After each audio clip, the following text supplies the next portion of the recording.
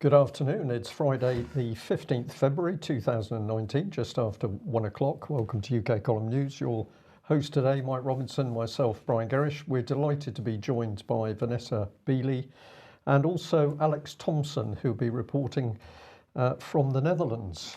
Well, we're going to get straight on with this person here, Riam Dalati.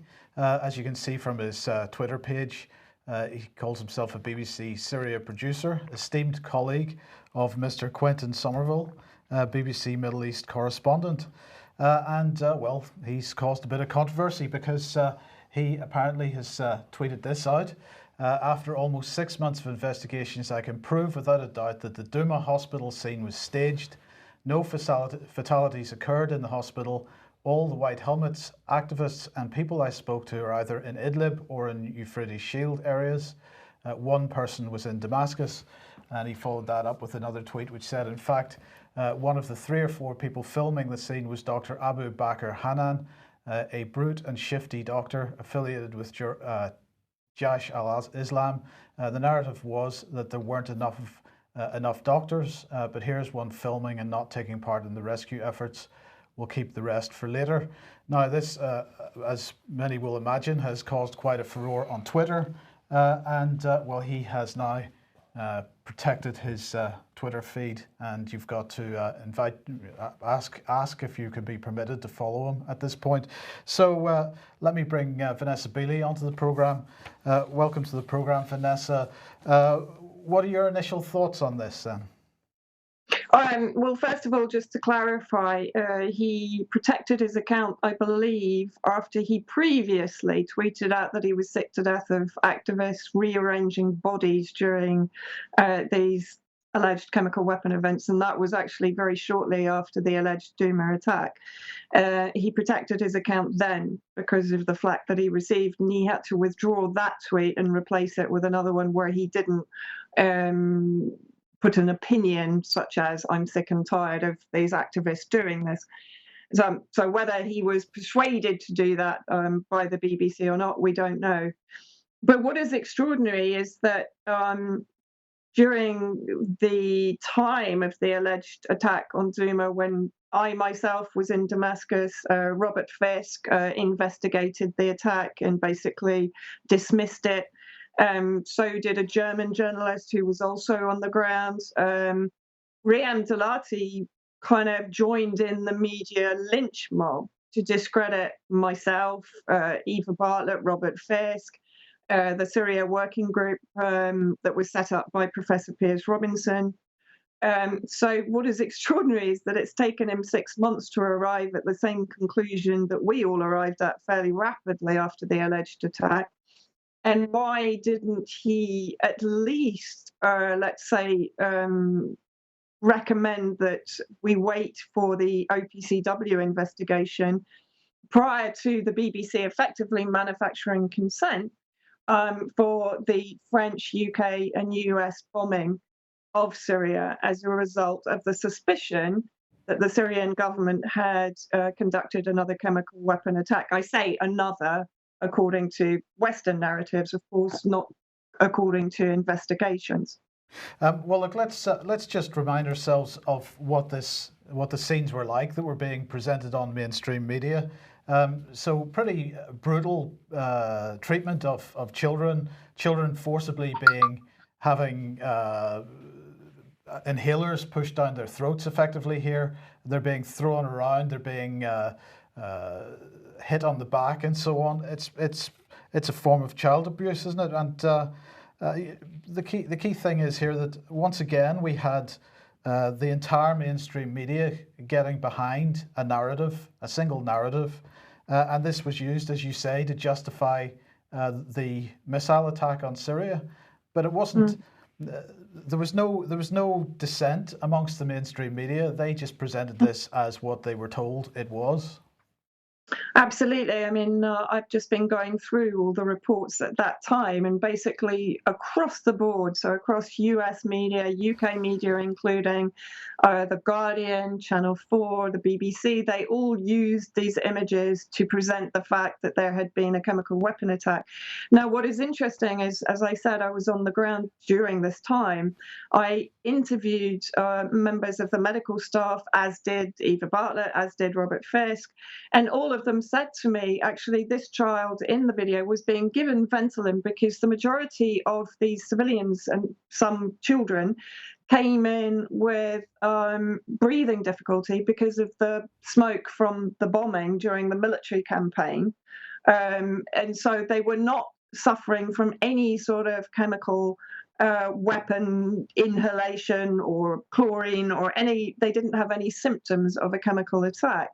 And of course, this was completely ignored and discredited by the mainstream media.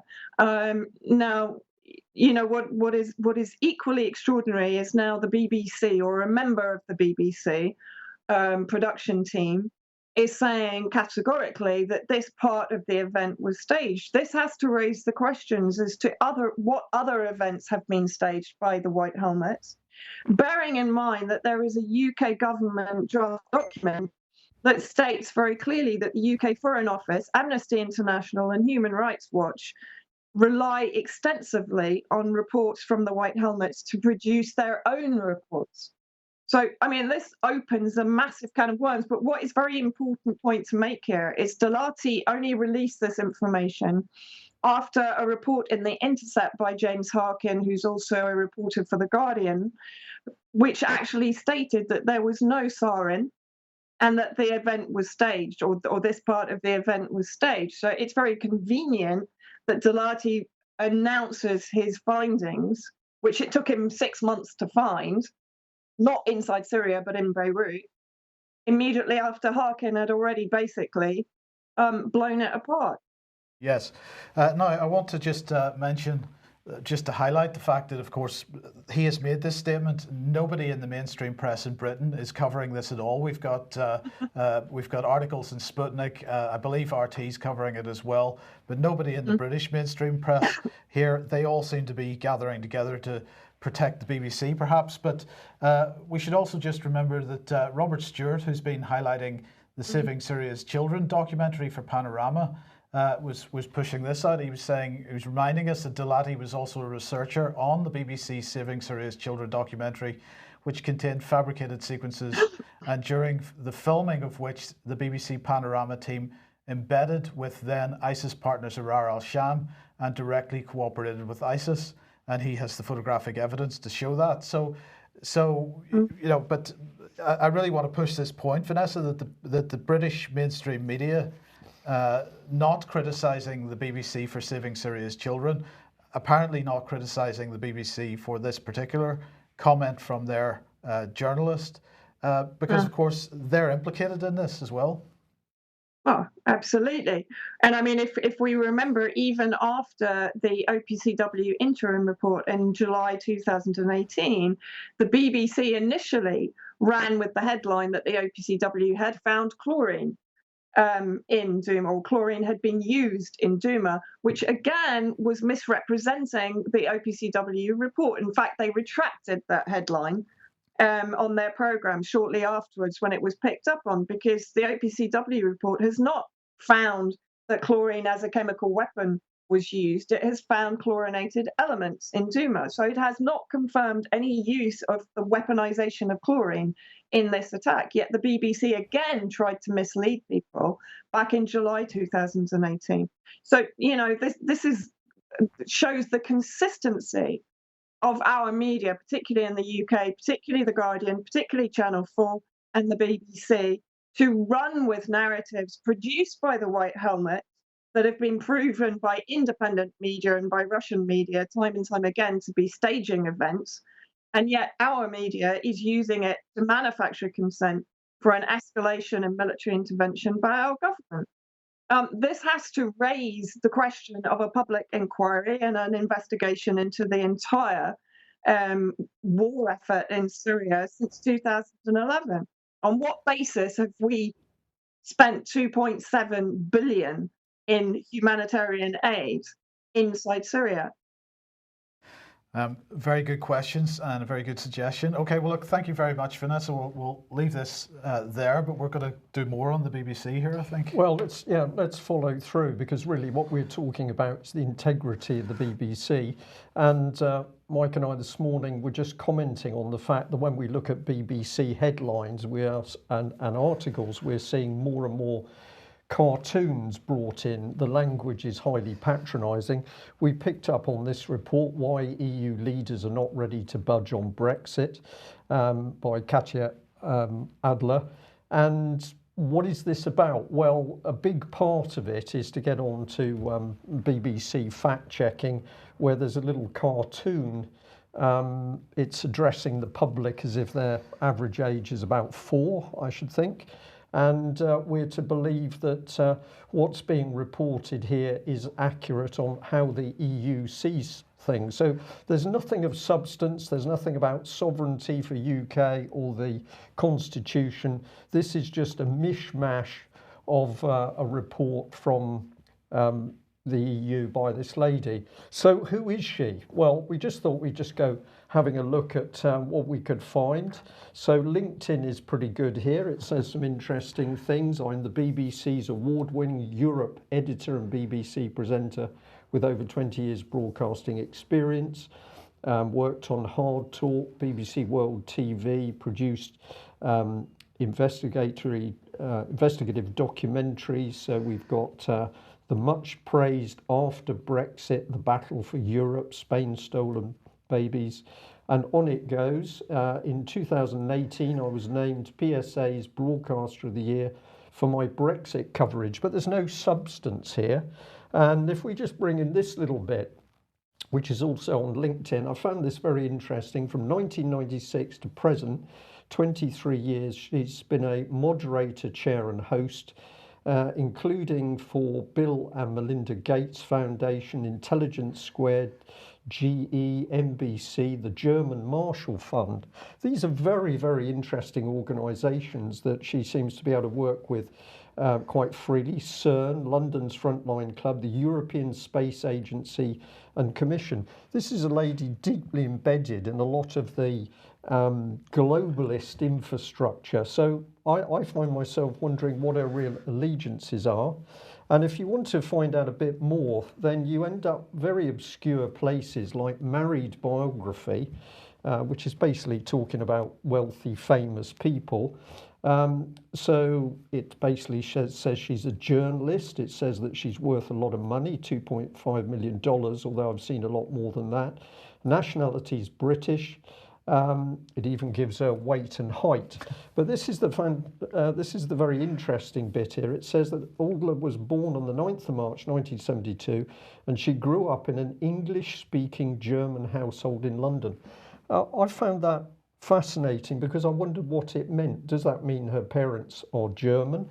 But she doesn't, there's nothing you can find about her parents. We're not to know anything about those. An English-speaking German household. Alex, can I just ask your interpretation on that one before I move on through? Well, Brian, you've asked me, so I'm going to have to be frank, even though I might get into trouble for the insinuations of this. But the Jewish Katya Adler, Michal is certainly a Jewish woman's Old Testament name. It was a wife of King Saul. And Adler, meaning eagle, is certainly a widespread German surname, but tends to be used by German Jews. And also it tends to be German Jews who, when moving to Britain, talk of themselves as a German family in Britain rather than saying Jewish or British. Please don't understand me to be implying anything more than just the facts there, as you did ask me. Yes, okay. So my point is it's fascinating when we start to look at people and their connections. Now, this one was interesting because she gets a mention here in this report on women who shape Brussels. And it says 20 powerhouses driving debates and influencing policy. So does this mean that this lady, according to Politico, actually is helping influence European policy? Isn't her job independent reporting? Well, to be fair to her, or sorry, that's part of that article where you can click on these very powerful ladies and see some details, and obviously she comes up there. But if you get into this article, it's the Telegraph, which is actually saying that if you want good independent reporting, then she's a good source to go to. So it's difficult to know why you'd be so cagey about your background, because that's the way I read it. Otherwise, you'd be quite proud of your background. But anyway, if we go on, the style of reporting comes back to the cartoon. So this is a Twitter page, Brexit cast. What does it say? Roses are red, violets are blue. Theresa May is beaten again in the Commons. This is for what? Children? Yeah. I don't know. But this is where it gets interesting, because here she's actually encouraging you to go and look at politico.eu. So the organisation that's given her award effectively, or commented on her status, she says, if you want to find out about the Yellow Jackets, go and have a look. Well, when you do go and have a look, there's some pretty unpleasant stuff here, because here's a guide to the different species and subspecies of yellow jackets. So we've got people now being called subspecies. There's something deeply offensive about this. And if you look at how they rate people, if you're a pensioner who was taking part in the protests in France, you're titled as a raging pensioner. You're a conspiracy theorist if you're standing up against the EU or other matters. The self-adoring hard-right urban guerrilla, or the self-adoring hard-left urban guerrilla. So effectively, according to the BBC here, who's promoting this, challenge the state and you're a subspecies. Subhuman, would that be, Alex, do you think? Well, sorry for the link to the previous thing I said, but Untermensch is the term. And lest anyone think I'm pinning blame on Germans or Jews here, the idea of being subhuman and of being a Herrenvolk, a race of gentlemen, often mistranslated master race, comes from interwar British eugenicists, and in fact from Victorian and earlier Malthusian eugenicists before it was ever injected into Central Europe. I should also mention that I've just come off a French TGV this morning, and Vanessa will, of course, be able to say more about the mood in France. But what I noticed about the French press, people were reading on the train, is that the headline this morning was zero tolerance policy against les casseurs, the wreckers or the agents provocateurs. The French actually don't call them agents provocateurs much, they call them casseurs. So the mainstream press view is these people are wreckers and we're going to move in and crack skulls now, as if they haven't cracked enough already. Okay, well, Alex, there's obviously a lot more to deduce from this, but I find it very, very strange. And if we're really challenging the BBC for independent reporting, they can't get it right in Syria. They don't want to report on what's happening on the ground in France. And we haven't got time to get into it. Perhaps we'll do it another day. But if you follow her tweets through, one of the things that she's also showing is people responding to her tweets saying, why isn't the BBC getting in on the ground and reporting what the French people are really interested in? But she doesn't answer any of those concerns.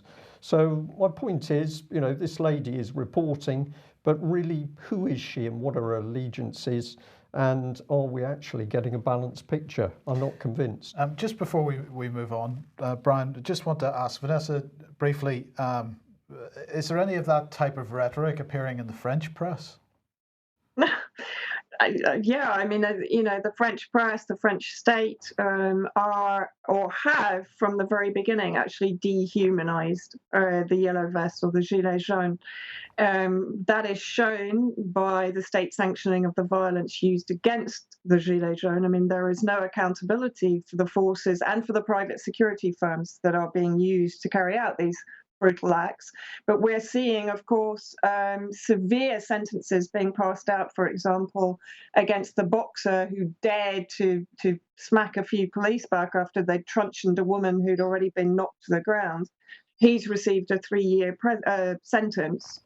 And, you know, we're seeing there was, I believe, a baker who refused entry to an armed policeman into a shop. Again, he's being told he has to apologize to the police. So we're seeing a crackdown on any sort of pushback from the subspecies, as you're talking about, while the police are being able to carry out violent acts and mutilate civilians without any apparent accountability. Okay, thank you for that, Vanessa. Now we're going to move on to Brexit, Alex, and Mark Rutte in the Netherlands, what's he got to say here?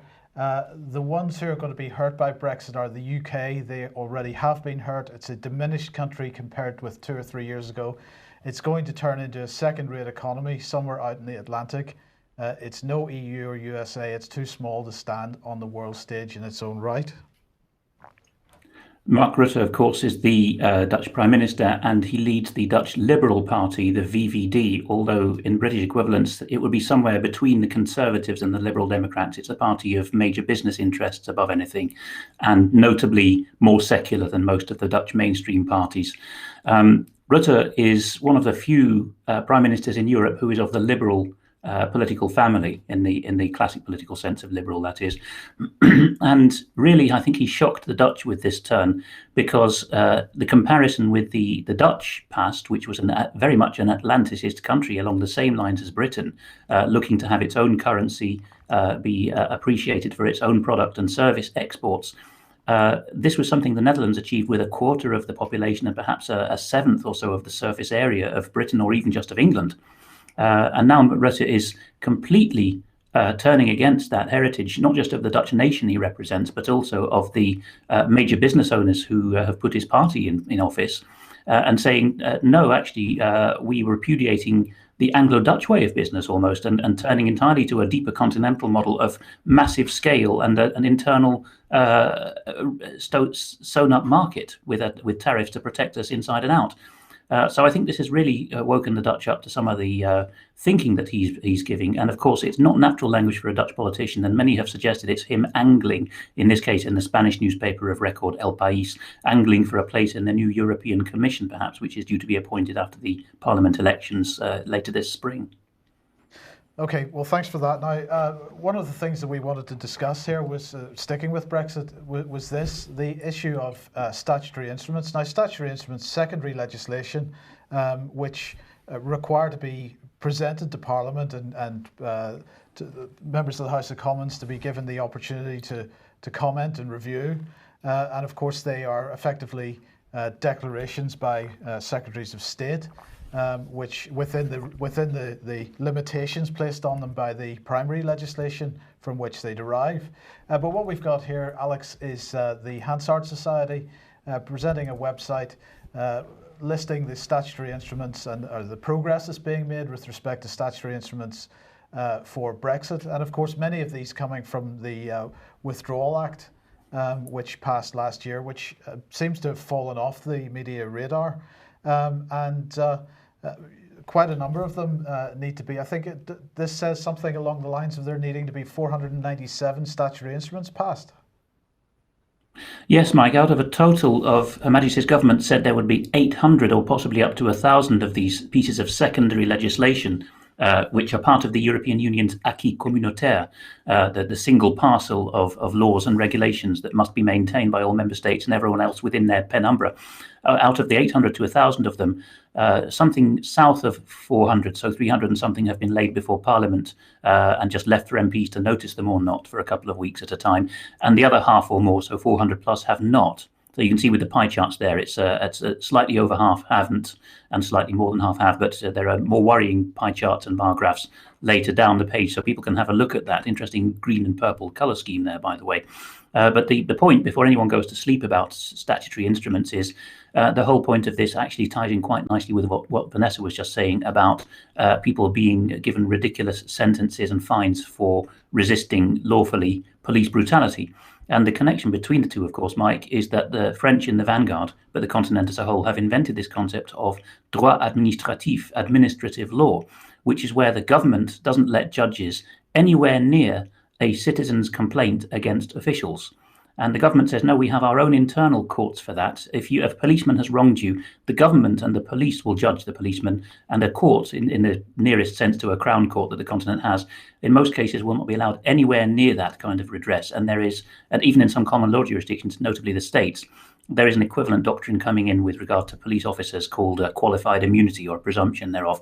And in the case of statutory instruments, well, this is the softer end, but no less insidious in the end of that idea of administrative law. It is the government can, from time to time, as supposedly allowed by Parliament, if Parliament's awake to it, the government can continue to churn out its own administrative regulations. So the EU bodies do this, the EU member states, national governments do this, even common law countries, including Britain, do it for themselves. But the SI is the means by which the nitty-gritty of EU directives and regulations are, as it's called, transposed, so made into British law, which is the big bottleneck at the moment. The main thing I've taken out of this, Mike, is that MPs have been so caught up in the Brexit fandango that they haven't been bothering to read the papers. Well, I mean, this has been a criticism of the whole statutory instrument secondary legislation system as a whole for many years, because in general, stuff just goes through without any investigation, debate or consideration by the House of Commons. And when we've got a particularly significant process going on, as we do here, then of course it becomes even more significant. Now, of course, who's not highlighting any of this? The media. But as we were pointing out on Wednesday, the Cairn Cross Review was published on Tuesday evening, Wednesday morning. This is the, sorry, apologies, wrong screen. So there we go, Cairn Cross Review, A Sustainable Future for Journalism. Frances Cairn Cross, of course, a journalist for many years herself. But anyway, one of the key points that she was making, as we highlighted on Wednesday, was that it was going to be down to the social media platforms to make a judgment on what was real news and what was fake news or disinformation. You want to highlight this here. This is from the United States. YouTube announces it will no longer recommend conspiracy videos, and the subheadline is YouTube will no longer recommend videos, quotes, claiming that the earth is flat or making blatantly false claims about historic events like 9/11. Yes, and the Weasel word they're using, Mike, and of course they always use the sensational cases in the headlines, but they'll use many more besides, such as UKColumn material perhaps, or quite likely.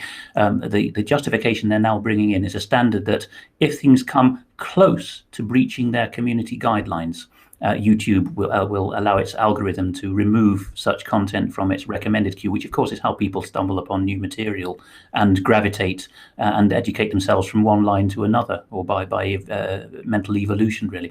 That's being stymied. It's part of what you described for a while, of keeping people in their pig pens, in their little boxes within the internet and not expanding their mind.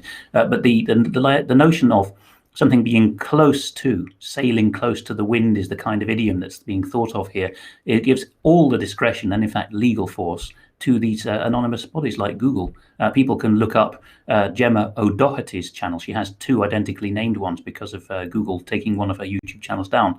But if people look at the more recently updated of Gemma O'Doherty's, that's O''Doherty YouTube channel, the most recent one there describes how she had an unprecedented success by going down to Google Europe's headquarters in the Dublin Docklands all day, the day before yesterday, and saying, "Why have you removed my content?" Well, the thinking was the same as this. It looks a bit like dodgy content, so a faceless person has decided to. There's a lot more worthy content in that update, so people should go and look for that video and subscribe to O'Doherty. But it's the bane of our digital lives at the moment. Absolutely. Well, look, Dame Frances Cairn Cross was on the media show on Radio 4 on Wednesday afternoon. If anybody wants to go back and listen to that, it's well worth the listen. And she was being, well, first of all, one of her colleagues on there, one of the other guests, a German, was saying, well, it's not the fake news that's being presented by alternative media. These are his words, you understand, that we need to worry about. It's the fake news that's being presented by the mainstream media. And so there was some reasonable criticism of the mainstream media on the media show on Wednesday. But she was asked directly about this issue of who decides what is disinformation and what is fake news in the first place. And it was at that point that I have to say she came across as stumbling. She was unable to express herself clearly. And it was basically, the social media platforms would make that decision in the first instance. So Alex, this is quite an interesting situation that she clearly felt that by her response, she was clearly feeling under pressure when she was being challenged on this particular point. When we've got YouTube and Google and Facebook making decisions about what's real or not, well, they haven't done the research. I think we've lost Alex at the moment. Well, I'll just add in there, it seems to me, Mike, that it always comes down to who is selected to do the job. So the government, of course, selects the people to come in and be the representative, and then who is going to be selected? Are you going to select somebody who's going to challenge the government and its desired policies, or are you going to bring in somebody who you think will be capable of towing the line? Yeah. So most of the regulation bodies, if you follow it through, they always say on the website they're independent. Of course they're not, because they're appointed by government. Well, I'll just come back to the point I was making on Wednesday. She produced 9 recommendations at the end, Brian, but these recommendations very much echoed the sentiments expressed by Matthew Hancock, who was the Secretary of State for Digital Culture, Media and Sport a year before when he announced her review in the first place. And we are seeing that some of the recommendations that she has made are already being implemented by the social media companies at the behest of the British government, because they started the process. With people like Nick Clegg embedded in those very companies. Well, and of course, absolutely. David Cameron, we'll come back to, I can't remember the lady's name, but she was president of Google Europe, I think, involved directly with his family affairs. So. Yeah. So there's no separation of powers if we describe it in those terms. Alex, you're back. Yes, sorry for the interruption to the signal there. I would just add that in this very interesting video, which Gemma O'Doherty does together with the Irish constitutional expert Vincent Byrne, who's very clued up on how people are literally being thrown out of their houses unlawfully in Ireland. One of the points she makes at the very beginning of the video is that she knows that the head of Twitter Ireland, not the whole of Europe, but Twitter Ireland, is a lady called Sinead McSweeney, and her past job was chief spin doctor for Garda Síochána, the Irish Republic's police, and before that she was spin doctor or similar role for the police service of Northern Ireland. So we're getting some clue there as to the kinds of people and agendas that are being brought into the social media companies. Yes. Okay, well now let's head over to the other side of the Atlantic and this tweet from the White House. This is from the White House press secretary. President Trump will sign the government funding bill, and as he has stated before, he will also take another executive action, including a national emergency, to ensure that we stop the national security and humanitarian crisis at the border. This is, of course, the border with Mexico. And really what I wanted to highlight here, which is something which is not being discussed in the mainstream press at all, which is why he's doing this. Much of the focus of the discussion is on immigration, and that's where the mainstream media focus is. But what they're not talking about is the drugs problem. And Trump has made no secret of the fact that one of the reasons, in fact, the major reason why he wants to build this wall is to deal with the drugs problem. And this is why he's describing it as a national emergency. This is why he's discussing national security and so on. And just to reinforce this, here is an article from a couple of days ago, a week or so ago, from AZ Central. £254 fentanyl seizure sets record at Nogales border crossing. Now, just so that everybody knows where that is, it's in Arizona, on the border with Mexico. And what this article is saying is that customs officers stationed at the commercial border crossing at Nogales made the largest fentanyl seizure ever recorded at any port entry to the United States the day after President Donald Trump signed a bill putting an end to the longest government shutdown in history. So this is a couple of weeks ago. Here's the key quote from this article. Saturday's bust contained enough fentanyl to kill more than 115 million people. Right, so this has to be understood in that kind of context, the scale of the problem of drugs coming over the Mexican border. There was enough in this one seizure to kill 115 million people. Now, this is not something which is new. It's been understood. This article from the New York Times is from 2016, from early 2016, before Trump became president. So, fentanyl is becoming an increasing problem in the United States. It is a huge problem. That's just one example of one seizure And the last time we discussed this on this program, somebody in the chat box said, well, if they build the wall and stop them taking it over land, they'll just fly it in. Well, of course, it's a lot easier to restrict flights across the border than it is a border that size. It's a lot easier to manage that problem of flying the drugs in rather than taking them in over land. So very interesting. It has to be seen in that context, I believe. Yeah. Okay, now, if you like what we're doing and you'd like to support us, please do consider joining. And you can do that at ukcolumn.org/community. There's a number of membership levels if you would like to do that. And I'd just like to remind everybody as well, AV 9.1 DVDs available on the UK Column website. Brian gave a presentation at that. Alex Thomson gave a presentation, Patrick Henningsen, Dr. Graham Downing and Ian R. Crane. Hugely interesting. Get your DVDs if you can.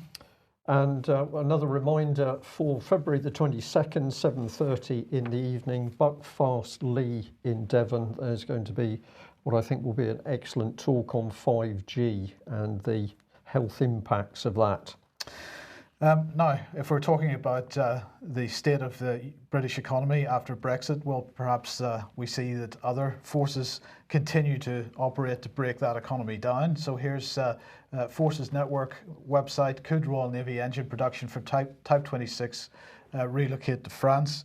And what they're saying is that the chairman of the Defence Select Committee is expressing concern that specialist work on the new Type 26 Royal Navy frigates could be hived off to France. Dr. Julian Lewis has written to the Defence Secretary Gavin Williamson, fearing that engine production would be taken away from GE Power and Rugby and given to a French firm in Nancy.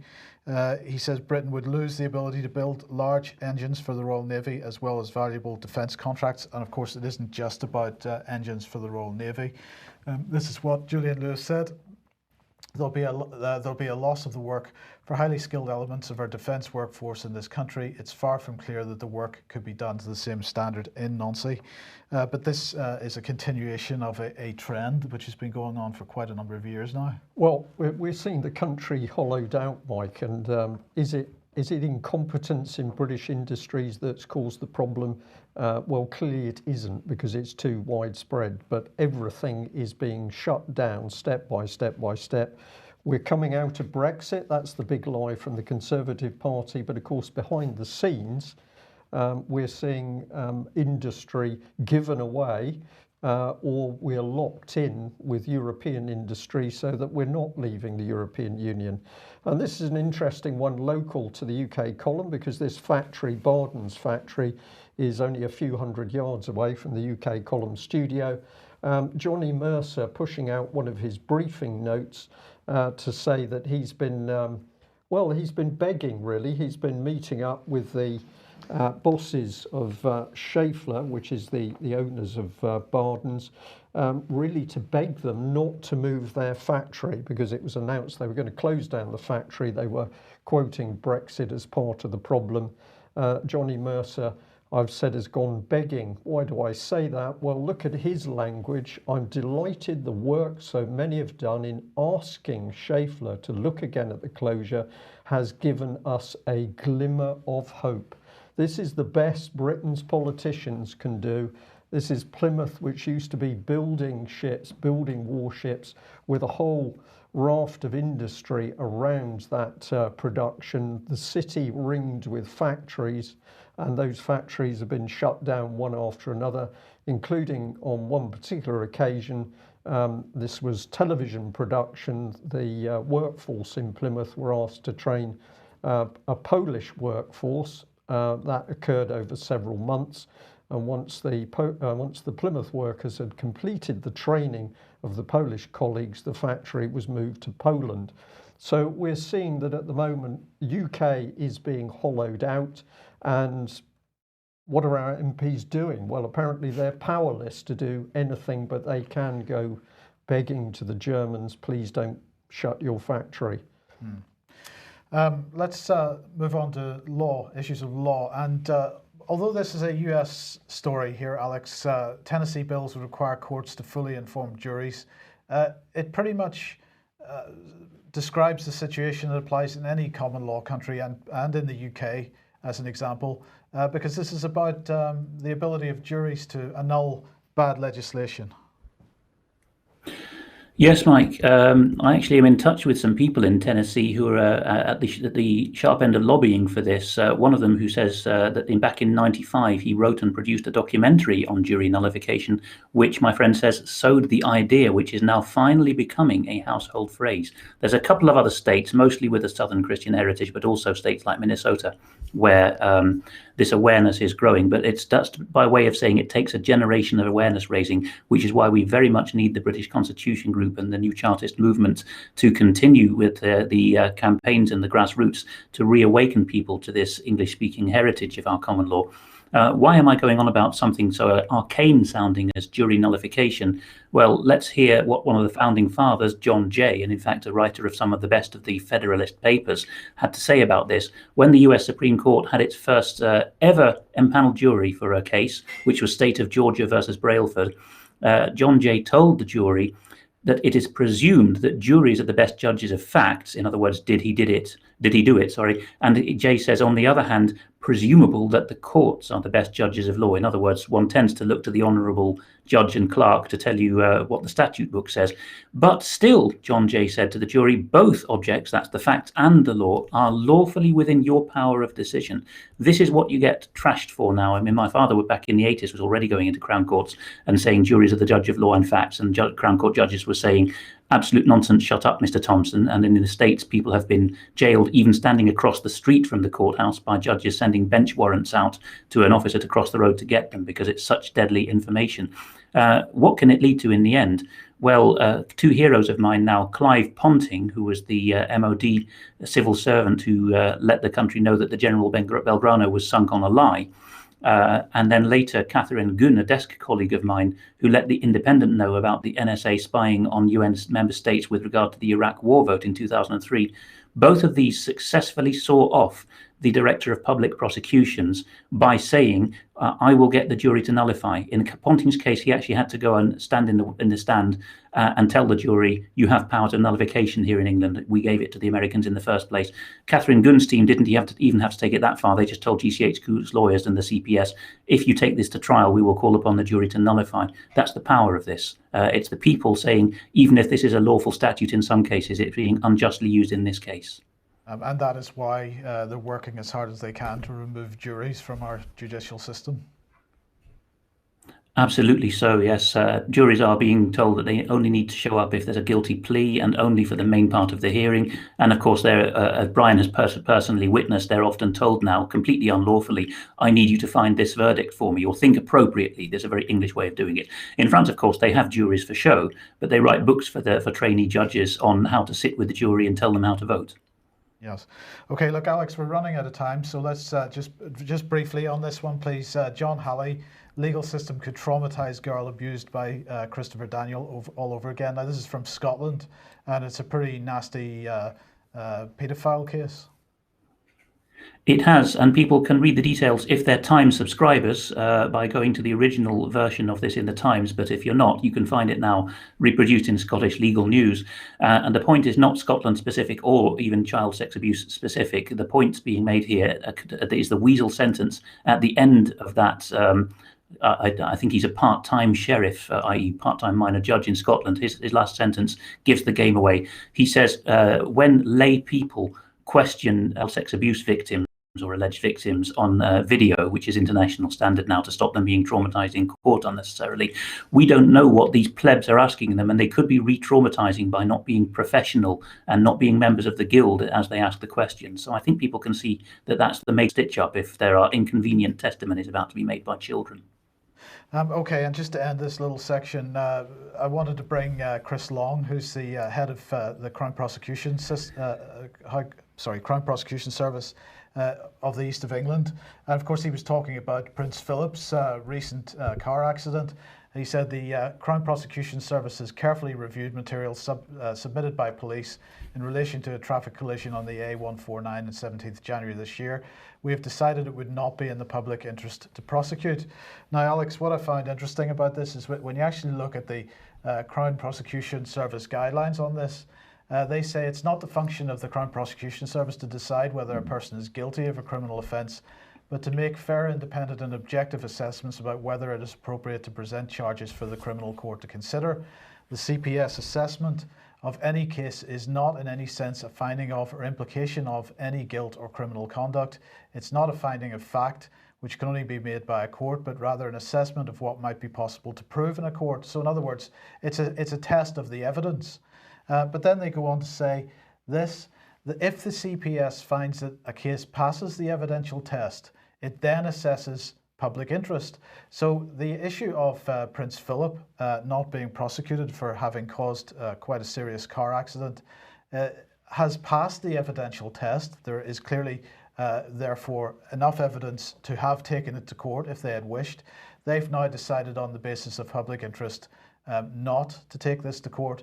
But Alex, it seems to me that the public interest is to demonstrate that no one is above the law in this case, or in any case. Yes, Mike. Well, as briefly as I can, the fudge here is the classic English one of using sweet-sounding or language, words like not appropriate. This is a deliberately fudged copy of French legal terms. A Frenchman of any education would understand what's going on here. In the original civil law thinking that's been Englished in this way, the state prosecutor has used the principle of opportunity. In other words, is it opportune? Will it be embarrassing to prosecute? And has decided that for reasons of state, as the French original would put it, we're not going to go ahead. All continental prosecutors have this in their training. We're here to protect the state, they say openly in their material. It's one of our most treasured possessions for 100, actually, in most of the continent, that we don't allow private prosecutions, and we can quash anything that will not that it will embarrass the state. The fudge in England is that we just have this phrase public, which people take to mean us the people, but it isn't. It's the government. Yes. Yeah, that's the key thing. We're up for time. Alex and Vanessa, thank you very much for joining us. Vanessa, I don't know whether No, you'd like... I think she's not there anymore. Oh, she's gone. Yeah. Okay. Alex, thank you very much for joining us. Great to have you back, and we look forward to getting you back onto UKColumn News in the future. We'll end there. Thank you to all our viewers and listeners, and we'll say once again, if you like what the UKColumn is doing, please subscribe and or donate, because we can only do what we do with your financial help. And we will also say to you, we don't do what we do for sheer pleasure. We're trying to get information across. How can you use that information? Take what we give, check it, and then start to ask the questions of those BBC journalists. Why is the BBC now able to put out fake news? And ask questions of your MPs about what is really happening with Brexit without the exit. That's it for today. We'll be back at the same time on Monday. Bye-bye.